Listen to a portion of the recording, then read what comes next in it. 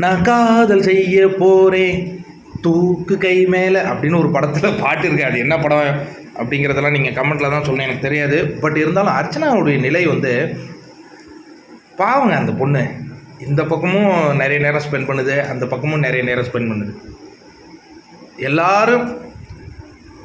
ஆனால் நிறைய பேர் வந்து பேக் பைட்டிங் பண்ணிகிட்டே இருக்காங்க அந்த பொண்ணை பற்றி. ஏன்னா அந்த பொண்ணு வந்து ஜெயிச்சிரும் அப்படிங்கிற ஒரே காரணத்துக்காக தான். ஆனால் இந்த சீசன் தாங்க வித்தியாசமாக இருக்குது. போன சீசன் கூட கடைசி நாள் வரையும் அசீமுக்கும் நம்பிக்கை இருந்தது, விக்ரமுக்கும் நம்பிக்கை இருந்தது, சிவனுக்கும் நம்பிக்கை இருந்தது. ஆனால் இங்கே வந்து எல்லாருமே கிவ் அப் கொடுக்குற ஒரு ப்ராசஸை நம்ம பார்க்குறோம். ஆனால் நம்பிக்கையாக இருக்கிற ஒரே ஆள் யார் தெரியுமா? தினேஷ் தான். நான் கப்பை எடுப்பேன், அது காதலுக்காக நான் ஜெயிப்பேன் அப்படிங்கிற மாதிரி அவர் சொல்லிட்டு இருக்காரு.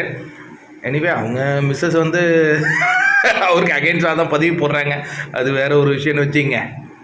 பட் இதெல்லாம் பார்க்கும்போது சர்ப்ரைசிங்காக இருக்குது. ஏன் எல்லாருமே கிவ் அப் பண்ணுறாங்க? கிவ் அப் பண்ணும்போது நமக்கு அந்த இன்ட்ரெஸ்ட் குறையுதுங்க. நான் ஜெயிப்பேன், நான் ஜெயிப்பேன், நான் ஜெயிப்பேன் அப்படின்னு சொல்லும்போது நம்ம அப்படி நமக்கும் அது உற்சாகம் கொடுக்கும். என்ன சொல்கிறீங்க நண்பர்களே?